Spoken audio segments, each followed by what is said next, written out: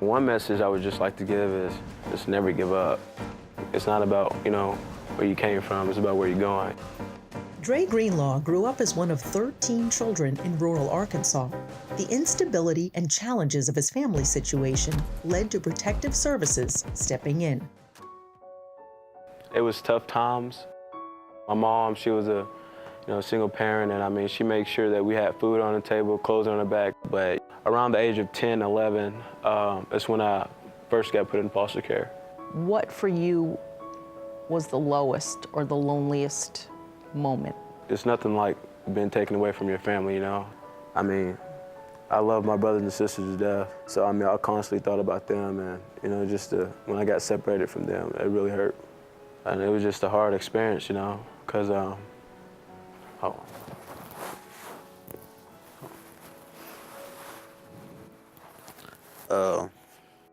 it was just a hard experience because I always wondered, why did this happen to me? What did I do wrong? I remember crying some birthdays. It was tough. I just was hoping that, they missed me as much as I missed them. What is a group home like? I really hated it. We had to portion our meals out. If you had a bowl of cereal that morning, you had exactly 1 cup of bowl of cereal. And what really sucked is that I would go to practice, and if there was no food left, I had to eat a snack. So when I would come back, I'd eat a snack. And that was all I had till the next morning, so that kind of sucked.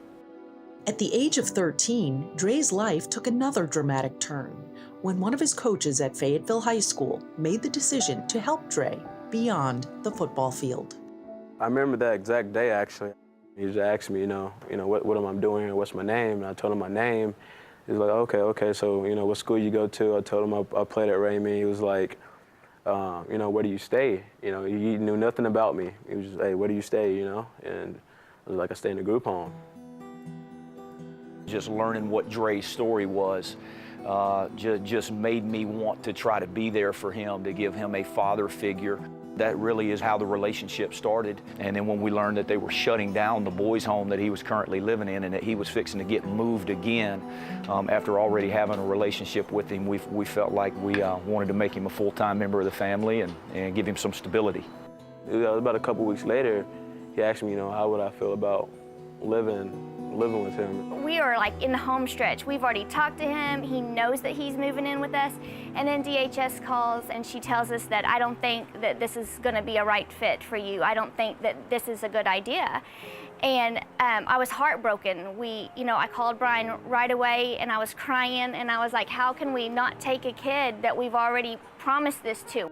On the verge of changing schools and yet another move to yet another group home, the Department of Human Services finally greenlit the adoption. The Earleys and their 2 young daughters welcomed Dre into their family 2 days before Christmas. I remember my little sister saying I was the best Christmas present she ever had, so it's pretty sweet. Tell me about your 2 sisters. They're crazy. They had a vote on, whether I should come or not.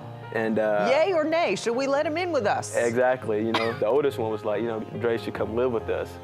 And the youngest one was like, Dre shouldn't come live with us. So, she gave you the thumbs down? She gave me the thumbs down. They love me to death and I love them even more. Where do you think you would be right now if Brian and Nancy Earley had not come into your life? At the time, they just saw a guy that really just needed help. And when they really looked into my story, they saw a guy that, really just needed a family. I'm going back to my roots. Another day, another door, another high, another low. Rock bottom, rock bottom, rock bottom. I'm going back to my roots. Another day, another door, another high, another low. Rock bottom, rock bottom, rock bottom. I'm going back to my roots.